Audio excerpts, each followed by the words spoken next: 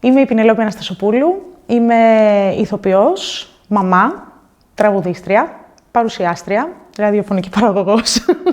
Είμαι ένας άνθρωπος με πολλά επαγγέλματα, αλλά κυρίως με πολύ μεγάλες κοινωνικές ανησυχίες.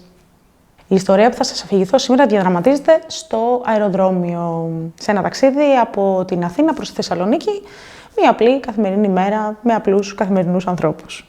Εκεί έγινε κάτι που μπορεί να σας έχει συμβεί και να μην έχετε δώσει πολύ μεγάλη σημασία, ενώ θα έπρεπε.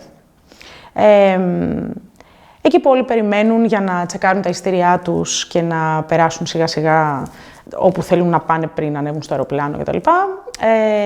Υπάρχει μια κοπέλα, όπως γνωρίζετε, που τσεκάρει τα εισιτήρια των ανθρώπων για να συνεχιστούν οι διαδικασίες.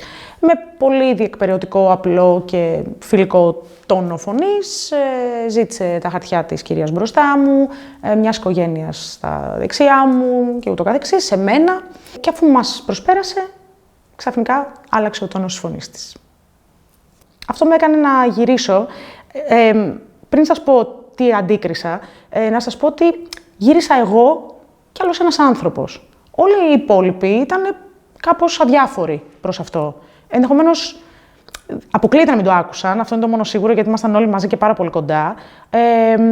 Αλλά σαν να μην έδωσαν την πρέπουσα σημασία. Ο τρόπος που μιλούσε άλλαξε γιατί απίφθινε το λόγο σε ένα αγόρι το οποίο δεν ήταν από τον τόπο καταγωγής της και έκρινε ότι αυτός ήταν σοβαρός λόγος για να μην είναι πια ευγενική. Το αγόρι αυτό πολύ πιθανόν να ήταν και λίγο συνηθισμένο, γιατί τον είδες να μην σαστίζει, ήταν πολύ ευγενικός. Έδωσε τα χαρτιά του κατευθείαν, δεν απάντησε και αυτό με έκανε να θέλω να τον υπερασπιστώ. Χωρίς όμως να μοιάζει ότι χρειάζεται υπεράσπιση ο ίδιος. Αμέσως αφού το παιδί έδωσε τα χαρτιά του, τον ρώτησε με πολύ έντονο και αγενέστατο τρόπο τη διεύθυνσή του.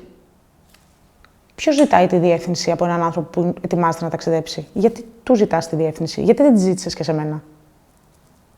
Και εκεί ήταν που πια δεν μπορούσα να μην πάρω θέση. Της είπα, για ποιο λόγο θέλεις να μάθεις που μένει? Σ' αρέσει αυτό το αγόρι ίσως? Ψιλογέλασα εγώ, εκείνη όχι. Και της είπα ότι αν θέλεις να μάθεις που μένει για τους λάθος λόγους, καλά θα κάνεις να μας ρωτήσεις όλους που μένουμε. Γιατί δεν σε αφορά, δεν είναι μια πληροφορία που χρειάζεσαι για να κάνεις τη δουλειά σου. Οπότε καλά θα κάνεις να ζητήσεις συγγνώμη και να σταματήσεις να φέρεσαι με αυτόν τον τρόπο. Αυτή ήταν μια καθημερινή μικρή στιγμή μεγάλου ρατσισμού και συμβαίνει πάρα πολύ συχνά δίπλα μας. Καλά θα κάνουμε να δίνουμε την πρέπουσα σημασία και να παίρνουμε θέση όταν συμβαίνουν τέτοια πράγματα. Το αγόρι χαμογέλασε, ήταν γλυκύτατος και το σκηνικό τελείωσε εκεί. Η γυναίκα αυτή δεν είπε κουβέντα και συνέχισε να κάνει τη δουλειά της, μάλλον και ελπίζω, σκεπτόμενη την επόμενη φορά να είναι πιο ευγενής. Αυτό που μου κάνει ιδιαίτερη εντύπωση είναι ότι δεν έδειξε κανένας άλλος, πέρα από έναν άνθρωπο μόνο, στην παρέα, σε εισαγωγικά αυτή, να ενοχλείται από αυτού του τύπου τη συμπεριφορά.